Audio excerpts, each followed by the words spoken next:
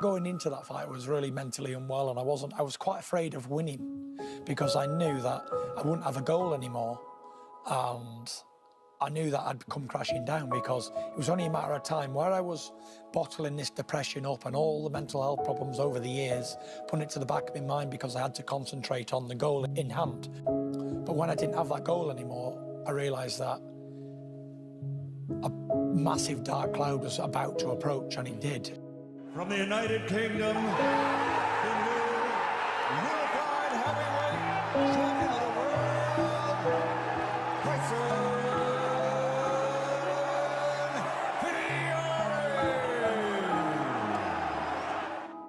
Fury. It started off like I'd suffered with mental health problems my whole life, but I didn't know what it was because I never had no education on the matter. And it wasn't until after the Klitschko fight, a very massive high, then I had to have a even worse low, lowest low that anyone could ever have. I'd wake up and I think, why did I wake up this morning? This is coming from a man who had everything: money, fame, glory, titles, a wife, a family, kids, everything. But I felt as if I had nothing. I felt there was an empty, gaping hole that was just filled with gloom and doom, and it just was one bad thing happened to me after another. I was focused on what I wanted to do, and that was beat Vladimir Klitschko. And I believe when you've got a goal in mind from being a child all your life, and you do that, then I was lost. I was almost like I didn't have anything more to do in my life. Although I could have carried on and defended the belts and whatever, I wasn't really interested in doing that. I'd beat the man I'd always wanted to do. Because when I was an amateur boxer, I used to watch Vladimir Klitschko on TV as a world heavyweight champion. And I always aimed, he was my target to beat. And when I finally beat him, it was like climbing my Everest. I didn't have anything more to prove. And the fire was dead. There was no fire. I was forcing myself to fight. And I always said, I didn't want to be one of those people who just fought for money. Because there's plenty of people with money in the world, plenty of them. But who knows them? And the reasons for me fighting, it's not for money or for belts or glory.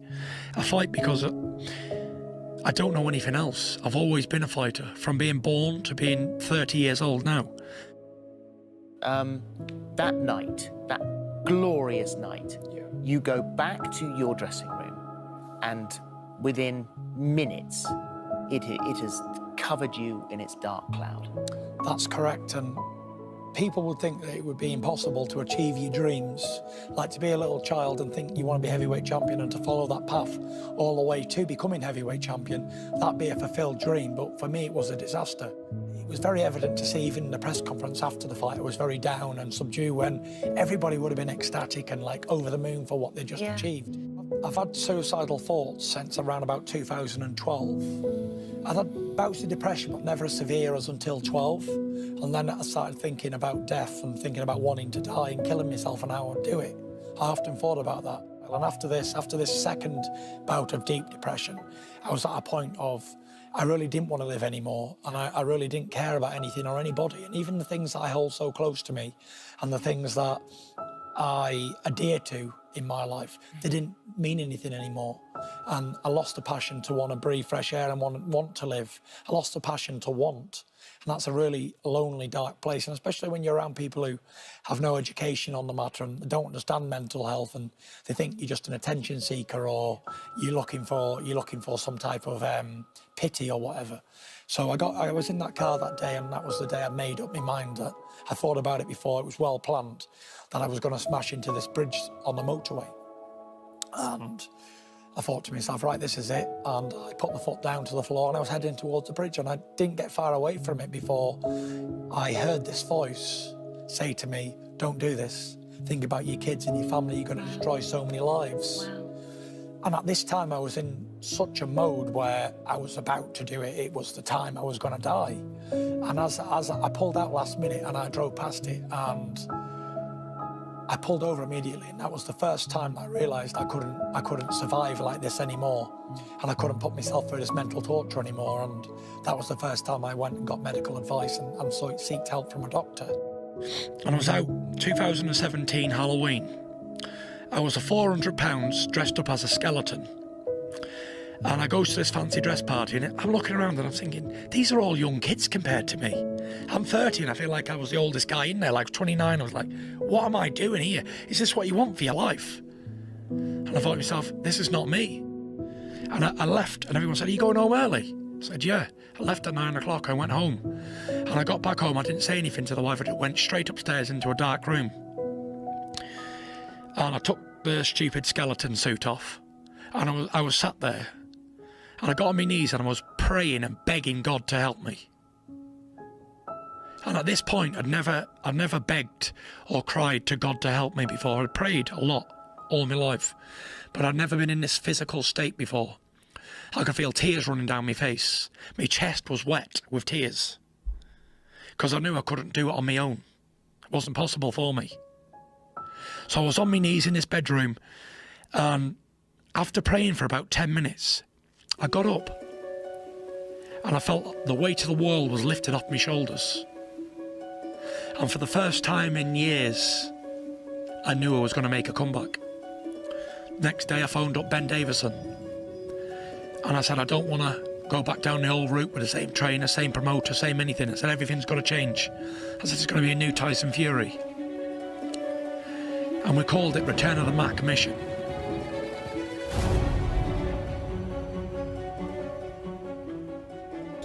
Now I've got the burning flame back inside of me. Guys who's been keeping my throne warm. But on my return, I promise the fans that I will reign supreme once again.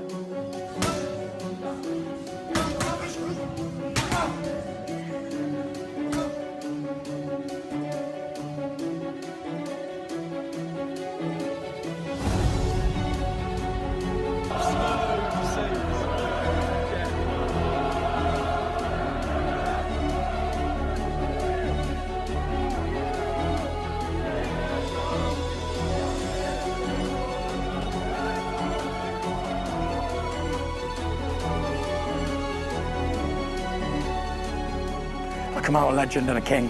Put me in the jungle, I'll be a ruler. Put me in space, I'd own the place. Put me anywhere in the world and it's going off, because I am the Gypsy King. I am Tyson Fury. Remember the name. Peace out. Bitches.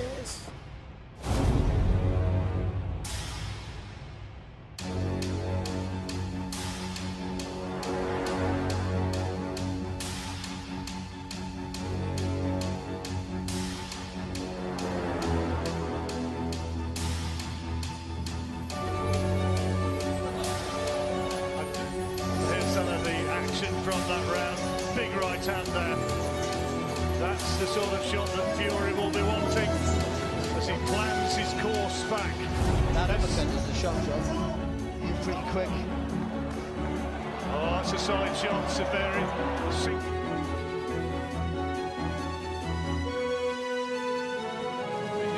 And this is the moment you're asking him, and he's saying, no, I don't want any more. And the referee, Phil Edwards.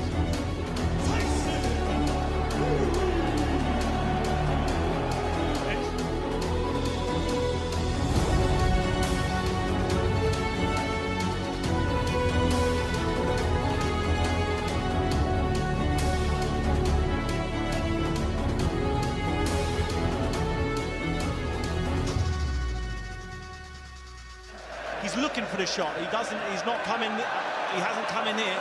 He's looking for the one punch. But I do like what I'm seeing from Tyson Fury.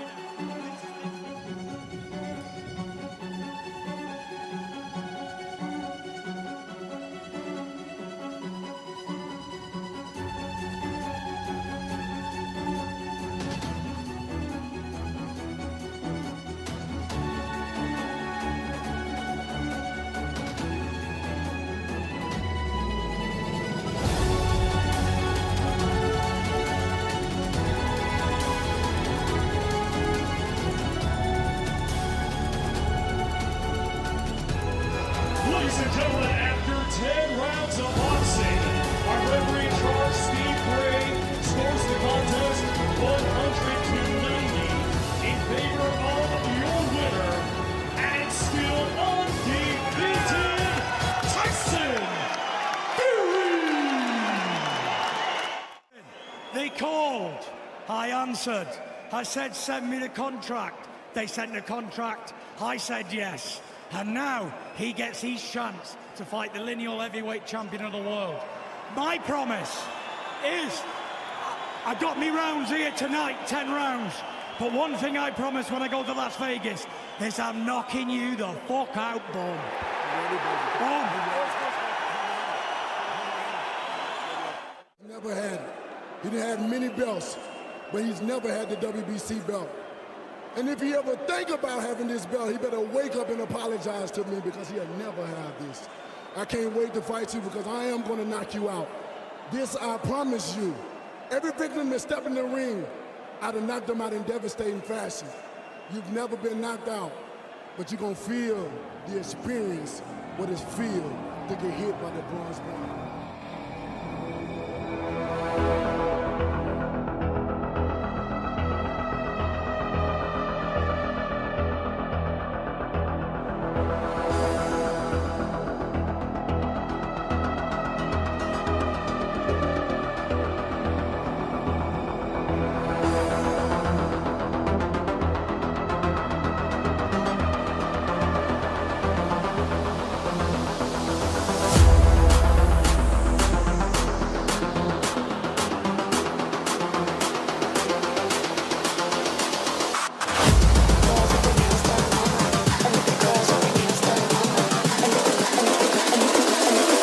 Girls with their nails done now.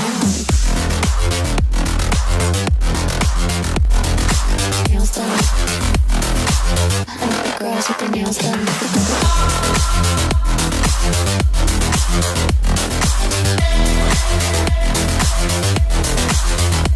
Girls with their nails done.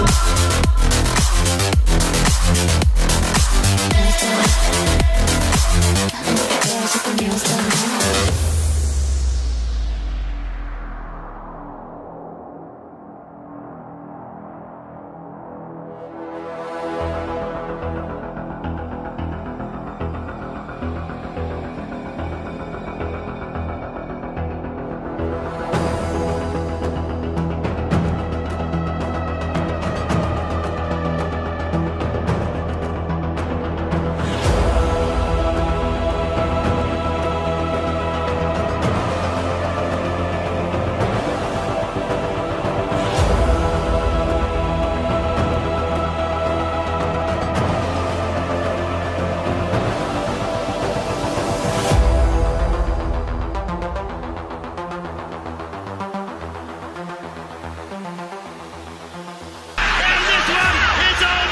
Tyson Fury has become the new WBC heavyweight champion of the world.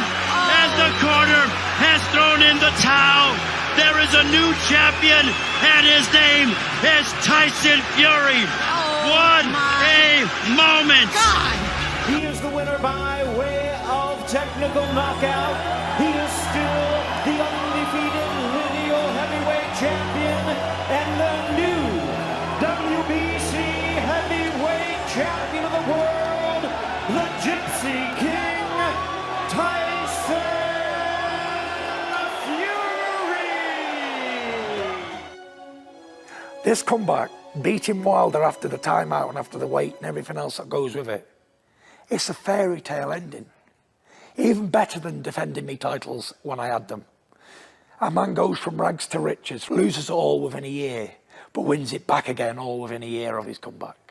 How great of a story is that?